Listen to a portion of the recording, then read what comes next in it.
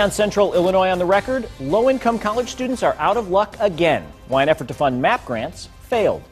Plus, the state looks to cut pension costs, why buyouts could be the answer. And voting is underway ahead of the primary in Illinois. CIOTR sits down with Democratic candidate Bernie Sanders. Now, from your local election headquarters, this is Central Illinois on the record.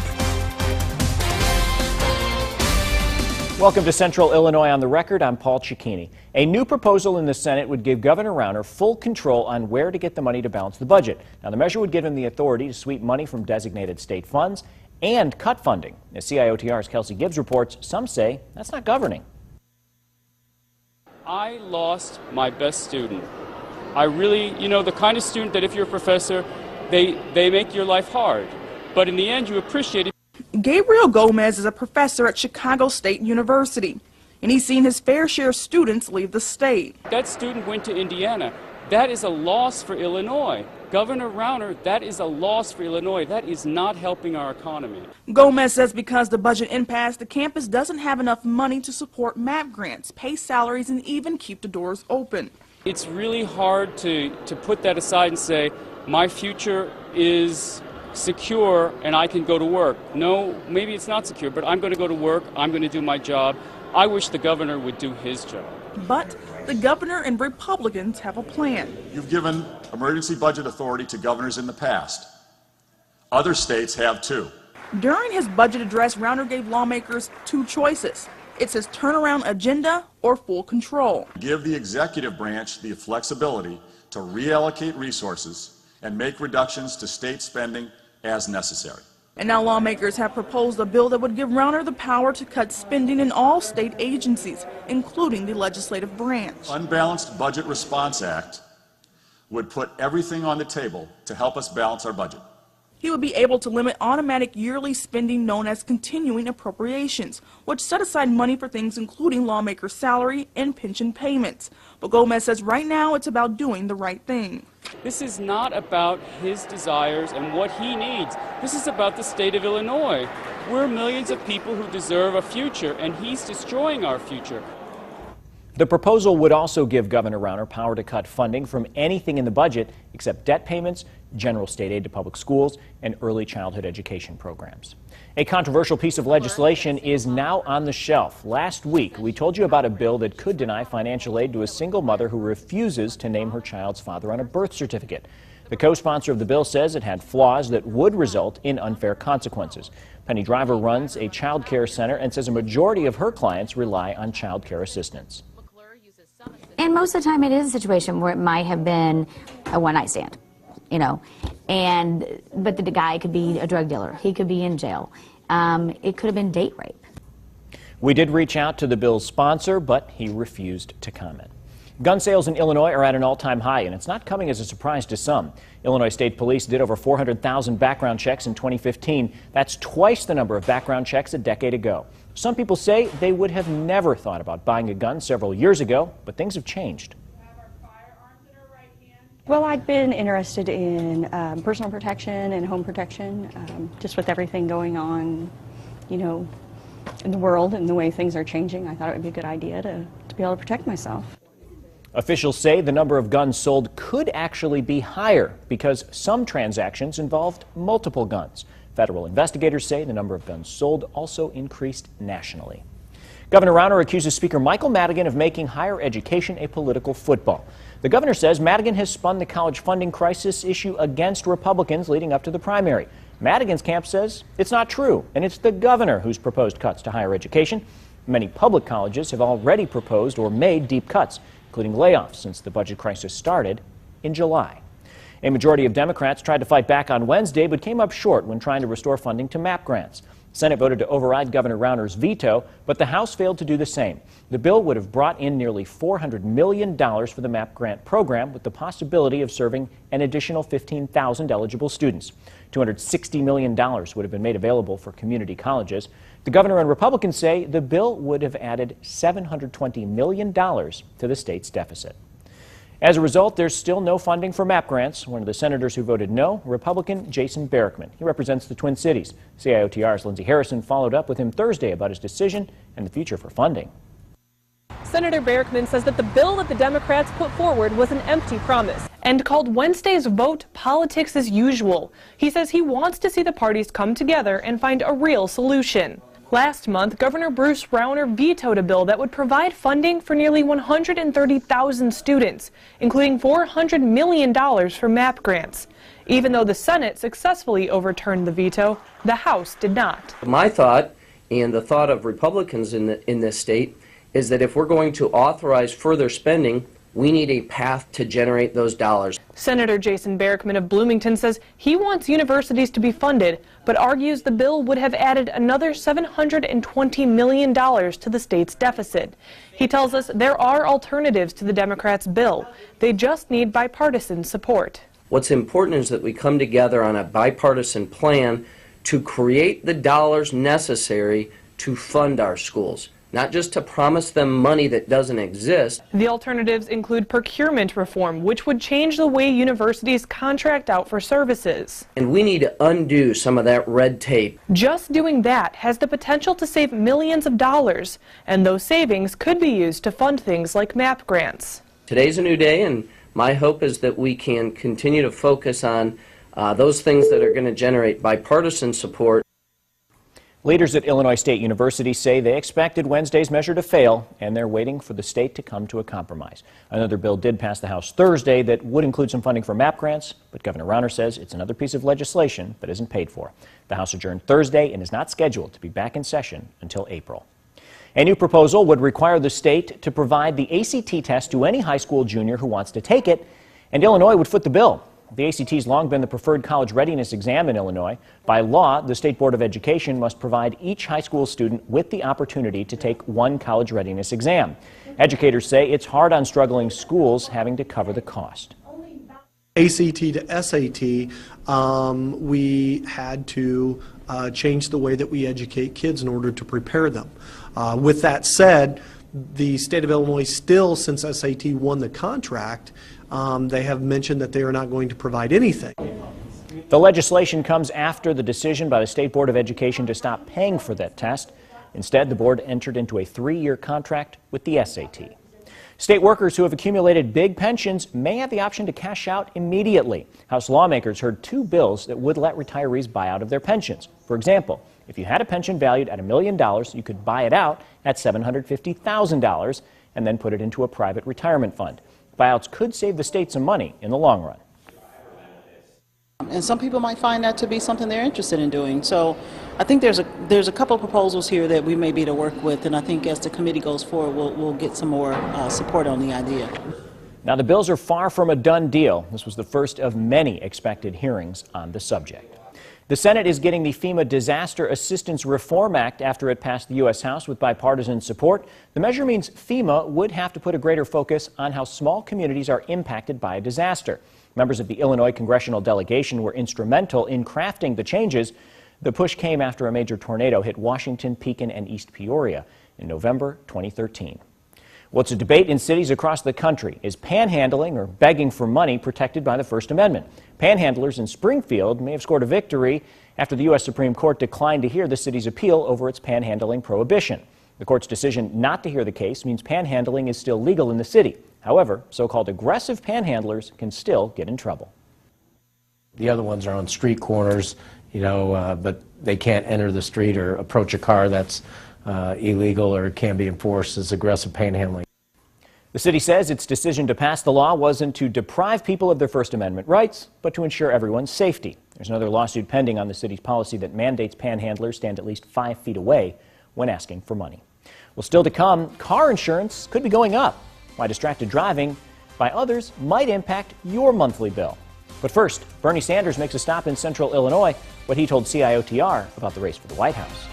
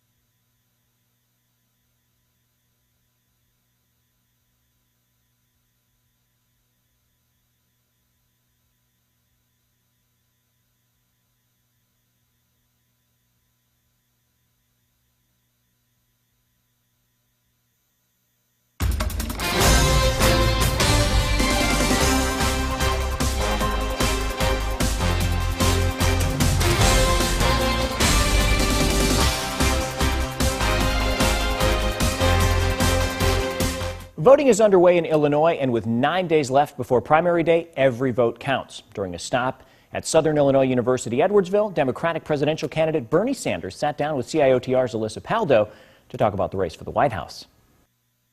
Illinois hasn't had a budget in the state for about 9 months. As president, what would you do to help states like us? Well, we've got to change our national priorities. I'm not going to get involved in the internal politics of Illinois.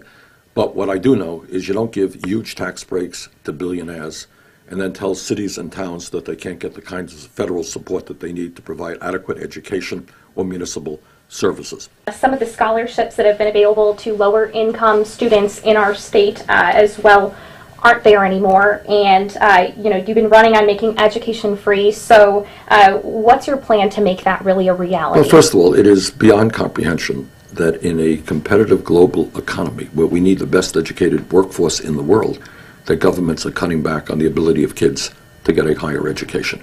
What my proposal is to say that in the year 2016, when we look at public education, it can't just be first grade through 12th grade. Again, we're out of Peoria, Central Illinois. What's your plan to win this state and not just with Chicago?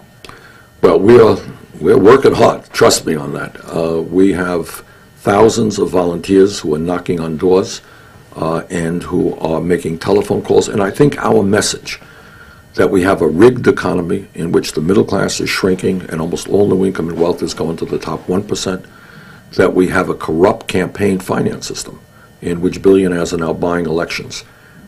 People want real change, and they want us to address those issues.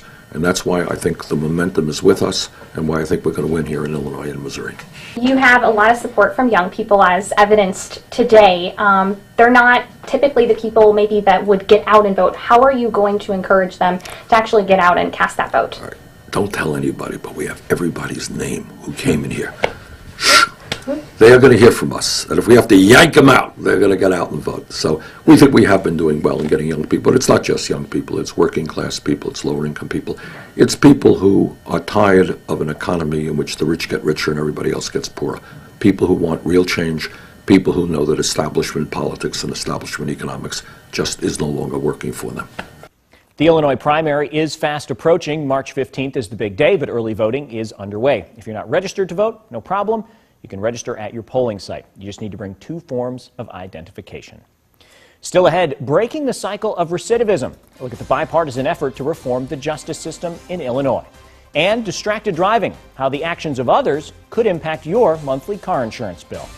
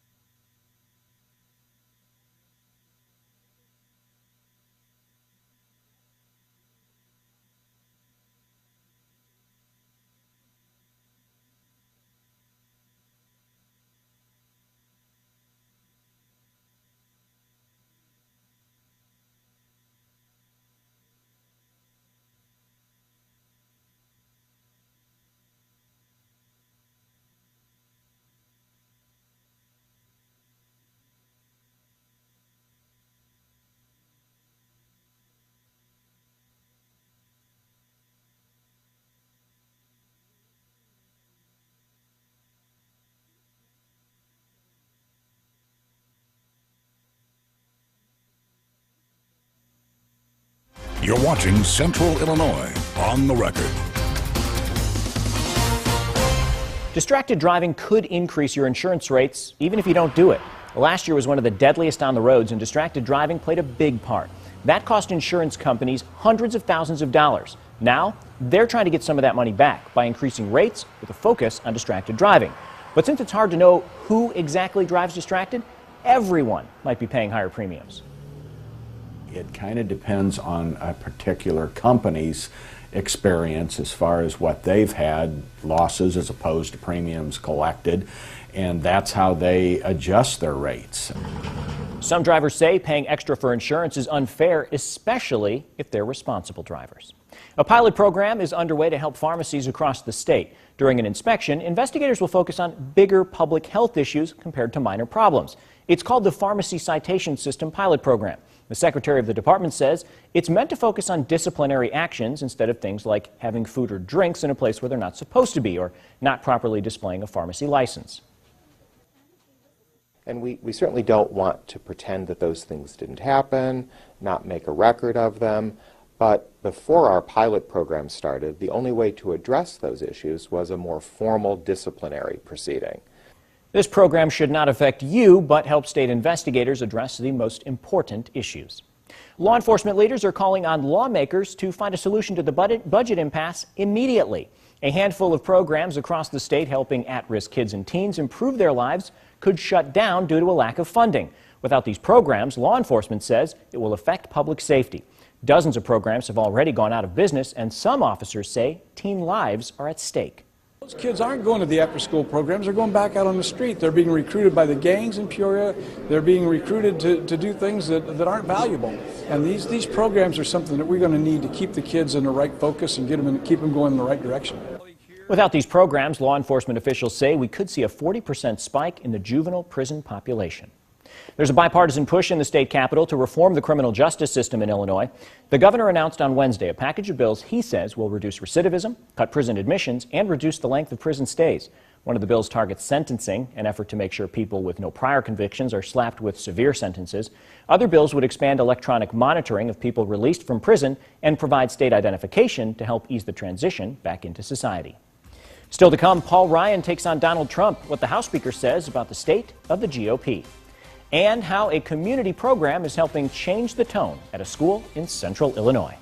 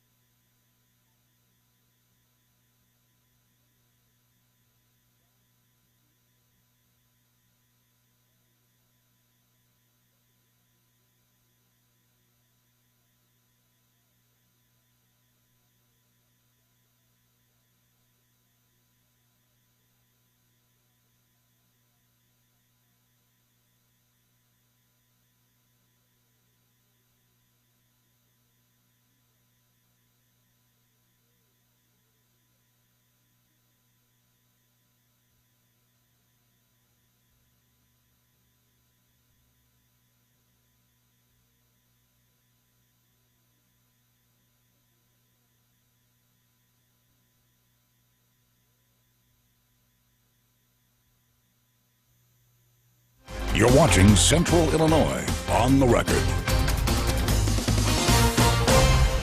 If you purchase your lottery tickets online, that might not be an option by the end of the month. A committee meeting scheduled last week was canceled. It was necessary to renew the bill to allow online purchases. State Lotto says by not addressing this bill, it could result in a loss of millions of dollars for K-12 education. State Representative Lou Lang was surprised by the news and says sometimes other matters come first. Maybe it won't be quite as convenient to buy it online. Maybe there will be a very small incremental downturn in revenue for a short period of time. The online lottery program will expire March 25th. Mustang pride hasn't been a given at Lincoln K-8 over the past few years, but with new people in charge at every level, those at the school say they're seeing a change. CIOTR's Hannah Hilliard tells us more about the transformation, thanks in part to the Elite Youth Outreach Program. It's a year of change for Lincoln K-8 school. New superintendent, new principal, and a new elite presence. Before, some were describing it as the worst of the worst, but slowly they are chipping away, making Lincoln K-8 a school to be proud of. Every morning at Lincoln K-8 school, it's a familiar scene. What's up, little man? Hey, gorgeous. Students greeted by their own welcoming committee. Good morning. Better known as Elite Compliance Officer Angel Cruz.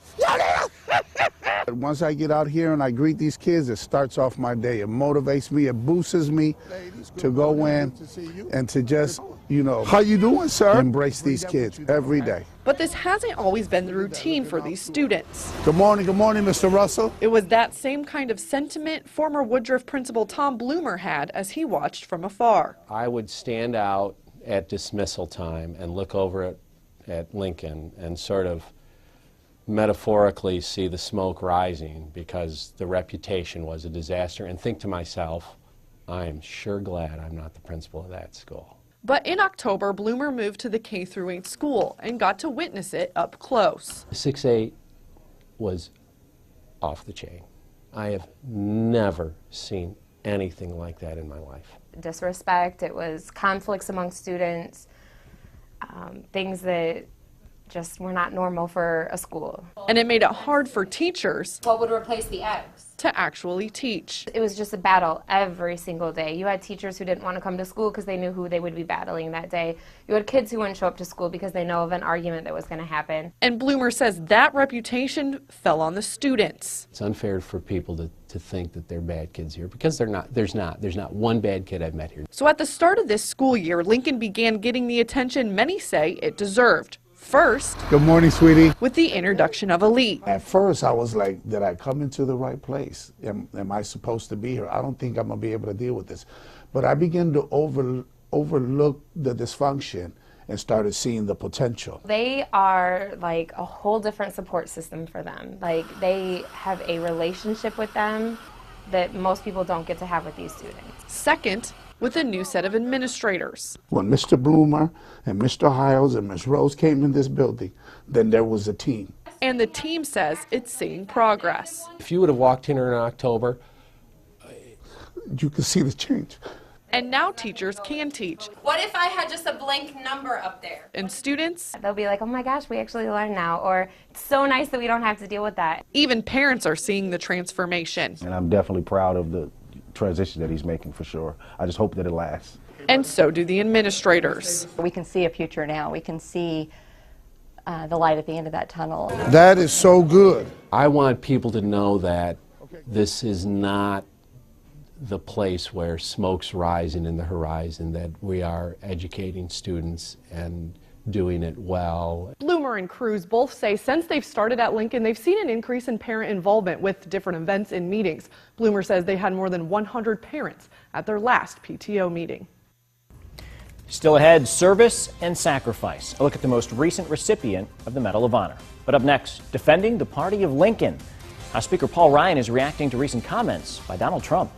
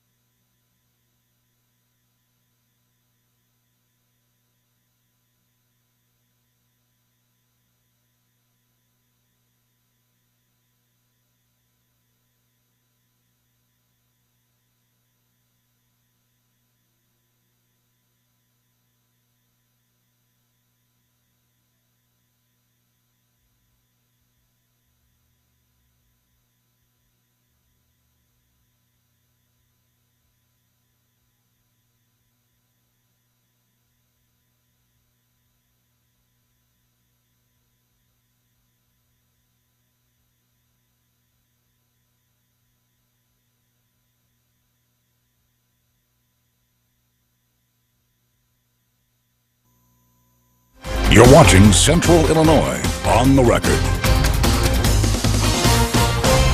The Speaker of the House is calling out Donald Trump for not denouncing the support he receives from the Ku Klux Klan. In an interview with CNN on Sunday, Trump declined to disavow support from David Duke, the former Grand Wizard of the KKK, claiming he didn't know anything about the hate group. He later complained he didn't hear the question because of a, quote, bad earpiece, and said he rejected the support later. Tuesday, House Speaker Paul Ryan said the Republican Party isn't for bigots. If a person wants to be the nominee of the Republican Party, there can be no evasion and no games. They must reject any group or cause that is built on bigotry. This party does not prey on people's prejudices. We appeal to their highest ideals. This is the party of Lincoln. Despite his criticism of Trump, Ryan repeated his pledge to back whomever secures the delegates to win the nomination. President Obama recognizes a Navy SEAL with the Medal of Honor for risking his life to save an American hostage in Afghanistan. Senior Special Ops Chief Edward Byers got the award for his role in a raid that freed an American hostage from the Taliban. The Medal of Honor is the nation's highest military award. Byers is the first living, active-duty member of the Navy to receive the award in 4 decades. Well, that's going to do it for this edition of Central Illinois on the Record. Of course, you can stay in touch with us using social media. Connect with WMBD and me on Facebook and Twitter by using the hashtag CIOTR. We'll see you next week. The views and opinions expressed in this program are those of the participants and do not necessarily reflect those of WMBD, WYZZ, or Nexstar Broadcasting Group.